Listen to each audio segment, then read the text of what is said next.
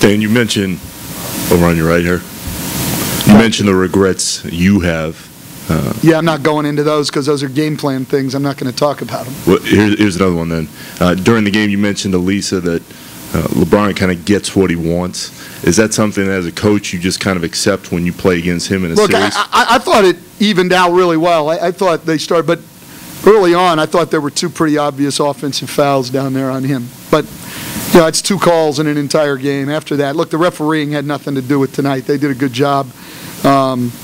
It went both ways. I thought they did a really good job. It was decided by the players on the floor as it should be. From your experience with Stan Van Gundy going out there and basically saying during his in-game interview about LeBron is having his way, refs are letting things go. From your playing days before, can you play the same way the next game, knowing that he's probably trying to shed light on whatever he is you think you're doing?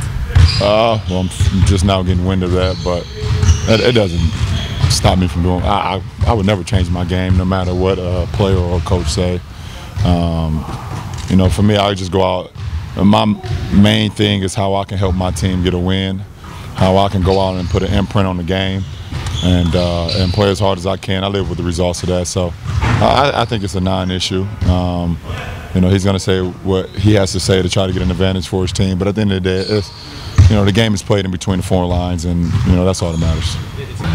You probably didn't hear Stanley Johnson's comments either. No.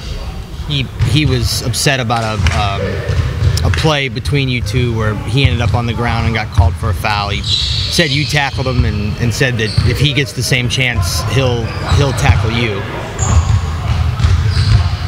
The game is won in between the 4 lines. So I mean, whatever that game presents itself, I mean, at the end of the day, it's not about me versus Stanley Johnson or me versus Stan. It's versus Cavs versus the Pistons. And I'm trying to help this team advance and get another home win so we can protect home. So I don't get, listen, man, I'm 31 years old, man. I don't get caught up in no shenanigans. But it's not, I mean, at the end of the day, it's not like I got 4 free throw attempts, and I live in the paint. I mean, I think I'm top 5 in the league in points in the paint, shots at the rim. My first 2 free throws was get your ass thrown on the ground. Here go 2 free throws. So let's not get this out of control about it. I don't live at the free throw line. You just said it, but you only get to the line 4 times. Do you think it's difficult for officials to distinguish between a charge and that when you're coming to that speed and that aggression going to the hole? Well, I mean, it's a bang-bang play, you know, most of the times, and I think the referees do a great job of getting it right the majority of the time. Sometimes they don't get it right, but you know, we turn the ball over as players. So, you know, I think the referees did a great job in Game 1, and they continue to do that in the future.